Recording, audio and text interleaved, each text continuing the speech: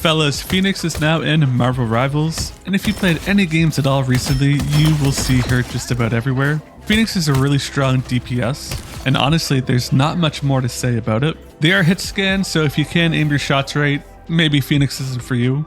And while she is a very strong character, I don't think they're independently a great character, but her team ups more than make up for it. And if you're playing against a team comp or on a map where the enemy team is often together, Phoenix really will shine. Now just quickly in practice range, Phoenix is not someone that you really want to be playing up close against other characters. One of the big weak points I find to Phoenix is that if the enemy can close the gap, you're really out of luck on a lot of things. The divers really are going to be a good counter to her.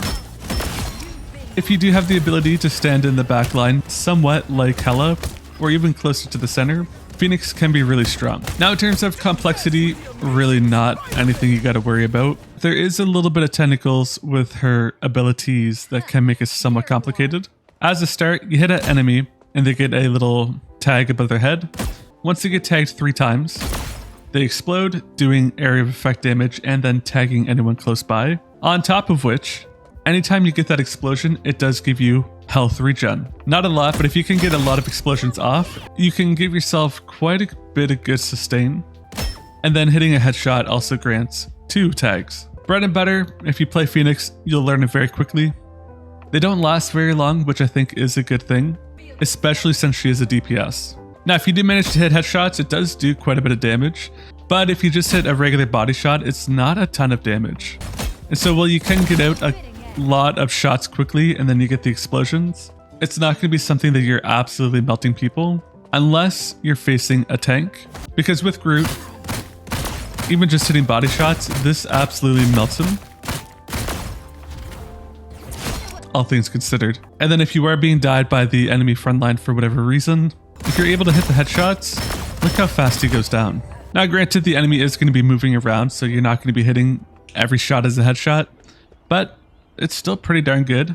And then the healing over time effect does stack. So every time you got an explosion right there, and so every time you do get the explosions, the healing effect stacks. We started off at 25 HP, going up to 191. Now granted, that was just from hitting headshots, so I didn't get as many explosions as I could have, but that makes her extraordinarily effective, especially if you were in the back line or your supports are dead. And I do think a nice counter to this will be Blade in the upcoming season, where he prevents the healing. For her second ability, we do have the telepathic illusion. You dash forward just a little bit, but you leap behind a little explosion that also leaves a tag. This will be very effective because if you can hit someone twice and then dash away, it causes an explosion to everyone within the radius. Phoenix's next ability is Dark Ascent. With this, you can tap it, move anywhere you wish. It lasts a little bit of time, not super long, but you also get a movement bonus in it. And then the best thing about it is that you can exit out of it and hop back into it if you have a decent enough supply in the bar you can see. It needs to be about a third of the way up, but the bonus thing, if you're low on ammo, as you can see in the bottom left, tapping into it does replenish your ammo while you move around, allowing you to get out great sustain. I think one of the best things you can do is, especially if the enemy does need just a little bit more damage to knock him out, and you have to reload, quickly tapping your E ability and then going back to do more damage does replenish just enough for you to finish off the target, something that I think is a very big problem with a lot of characters. And you can do this on empty as well, which I think is one of the best things about it. And just quickly hopping into it, then hopping out of it will allow you to replenish about 2 to 3 shots. In the settings for the hero, right now it is turned off where it's hold to use the Dark Ascent, so you have to hold the E button, or I think it's going to be R1 on controller. What that does is, right now, if I don't hold down the button, I stay in the Dark Ascent form, whereas if I turned it on, I would have to hold down my Dark Ascent button. The reason why you might want to turn that on is you can quickly tap the button and then release it, so that you're only in the Dark Ascent form for just a short period of time, but your ammo replenishes, allowing you to quickly change the position and reload a little bit, which can be just enough to win a fight. And then lastly, we do have her secondary ability, Telekinesis Burst. You choose an area that you want to apply it to, and that stuns the enemy within the radius, marking them, and then it does 2 additional little blasts that will slow enemies. So 1 stuns, 2 slow, and that marks any enemy that it does hit. If it hits an enemy twice, they get marked twice. Again, this is going to be really good in clusters or groups of people, because if you're trying to get away, you can throw down the explosion, allowing you to get picks and deal subsequent damage. It is a little bit awkward. It goes based on how you place it, and you really have to line up the enemies with your line of sight, because placing it right here, the explosions will go back there, missing this spot entirely. Whereas something like this, you can place it under and then it will hit the second target. Especially with lanes or enemies that are very close together with the front line and back line, this will be devastating for them. And then last step, we do have her ultimate of End Song Inferno. You fly up into the air, pick an area that you want to hit, and then you fly into it. Going back to where you launched this from, you can move around while you are flying, and you got 20 seconds or so to land it. It's a little bit odd to actually hit. And while this will be good for finishing off enemies or a group of people, it's not going to be the best for actually dealing damage, because you do about 200 or so damage, which I think actually is one of the weakest ultimates in the game at the moment. However, that's not what's special about it.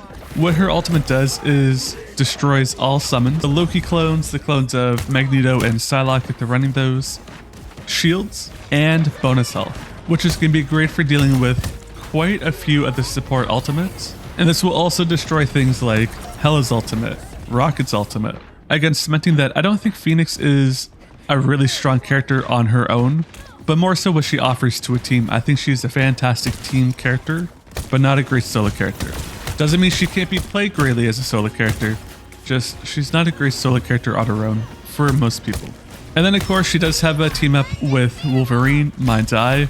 This gives him an ability to do lifesteal and basically be on fire to damage those around him, which, coming from a season where Vanguards were really crapped on, it's a fantastic team up for Wolverine.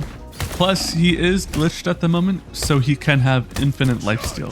If you swap between the Feral Leap and his secondary attack, I forget what it's called, you can manage the lifesteal and fire damage for as long as you want. So really, to successfully play as Phoenix, the best thing you can do is to keep a good distance away and fight from a range. Her damage fall off, I've noticed, is like non-existent, but the big thing that you're going to be doing is the explosion damage from actually hitting your targets. Same thing with her secondary ability with the stun then slow. As far as I can tell, there's not really a range fall off that you can use it. So as long as you can see the spot that you want to shoot, you can throw out your stun and get the explosions. And so while you can play Phoenix from a very far away distance, as long as you can actually see the targets, I don't think that's going to be the best idea, because while you can get out the same general damage, which will be fine, and she is hit scan, which is very healthy for this character, oftentimes you actually want to be hitting headshots, or as close to as many headshots as you can manage, because that gets out more damage, of course, but it also applies the tags faster,